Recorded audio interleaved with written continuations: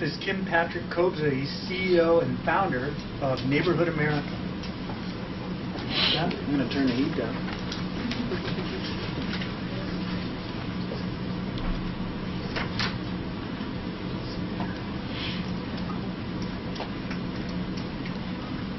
I just turned it down.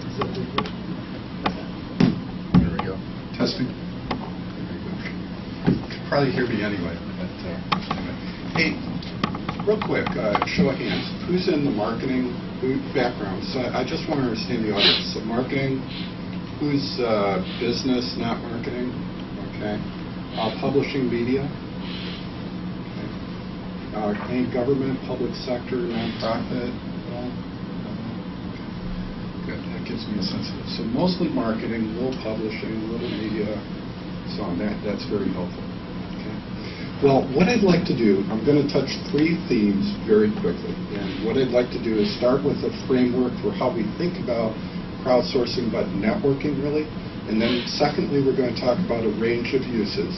And third, I would like to leave you with some best practices based upon our experience that are helpful to you in building networks. So I'm going to try to give you some big ideas that you can go back and make practical use of in your occupations, your jobs, your businesses, and so on. So that's kind of my mission is to be able to do that. Okay. And I get really excited about this area. I just love speaking about it. It's fun, you know. Our company is just a great company. It's one of the wonderful stories in this country at a business level. And I'll share a little bit of that with you. It's really neat. As a background, I've had a very eclectic set of careers, everything from statistics and engineering and law and business and economics, all kinds of crazy things before I started Neighborhood America. But anyway, just so let me start at the top, and I'll weave together a little bit of our story, and we'll get that as we go through it. So first of all, look. The biggest, without being having too much hyperbole, the biggest thing happening in the world in our lifetimes, in my lifetime, is happening right now.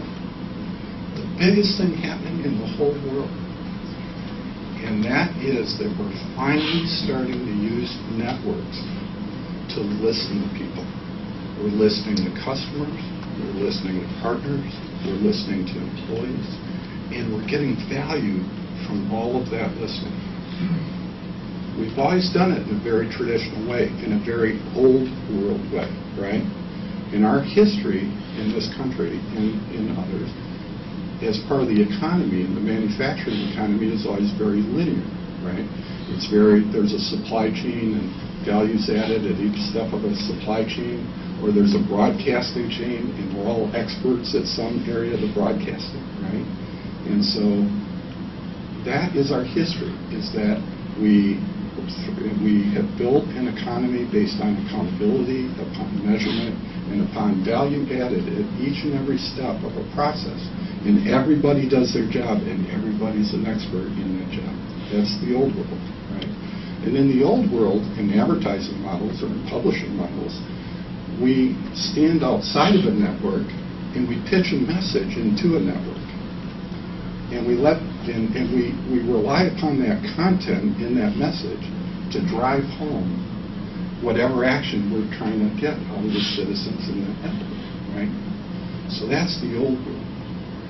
Well, the reality is, folks, that you're 9 times more likely to act upon being a peer or a peer recommendation in a network than you are somebody standing outside of the network, or if you were Seth Godin, you'd say outside of the tribe, pitching into the tribe, right?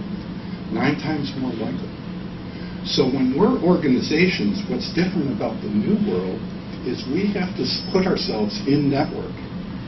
If I step back and I just broadcast to you, I'm not in the network. But if we together dialogue, now we're working together. I'm much more trusted. We're having a dialogue. I'm listening.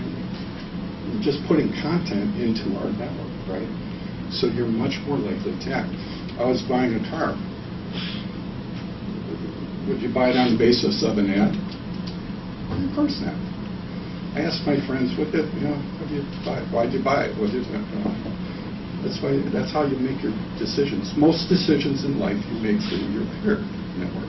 So the really big thing happening there is we're starting to create value by putting ourselves in network as a business and being trusted in creating value for others. Now that's a really tough thing to do if you're in any organization, because when you do that you make a big leap of faith. And the leap of faith that you're making is that by creating value you can harvest value, right? So it's not so much I advertise and I get an immediate result. It's that I create value for others, and that by creating value for others, I'll get value for myself. Very big difference, big leap of faith, that all the intangible value that's created in that network is going to create value for us as an organization. But it happens, and we have real-world examples of how it happens. Okay? So the first perspective is that we can look at every organization and every process in the whole world through the prism of network behavior. Everything's a network. Churches are, your neighborhoods are, communities are, your partner networks are. Everything's a network. Everything. Okay? So we want to look at the world through that prism. It's one way to look at it. Okay? Now, what makes for a good day? When you go home tonight, do you say, oh boy, I sat and I listened to cops all day and 10 other people and that was a great day? Of course not. That's not what makes for a good day.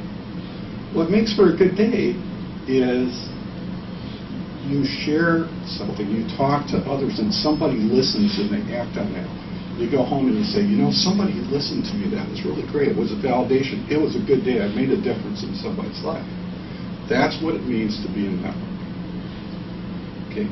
We want to create that sense of value in others and peers, that they feel good about what they're giving and what they're creating in the network. Okay? So, different framework, and there's a lot written on this. I have a wonderful blog and podcast series that's called Inflection by Kim. I recommend it to you. There's a lot of authorship there. You'll see it. Anyway, okay, so number 2, a range of uses. So is this all theoretical and abstract? Is it just is it just some abstraction? No, it's not. Of course it's not. Okay? And I'll weave a little bit of the company in here too. The reason I started Neighborhood Americans, I wanted to change the world, and I was very serious about it. I wanted to make a big, big difference in the world. And I was not horsing around. It was so important, right?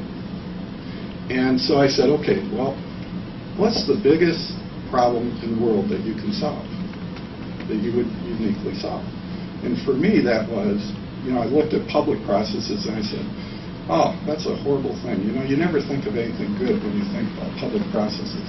You think about people being emotional, and it's very complex, and the people yelling and screaming, and people don't show up, and a small group of people make all the big decisions, and you don't think about anything good. You just don't.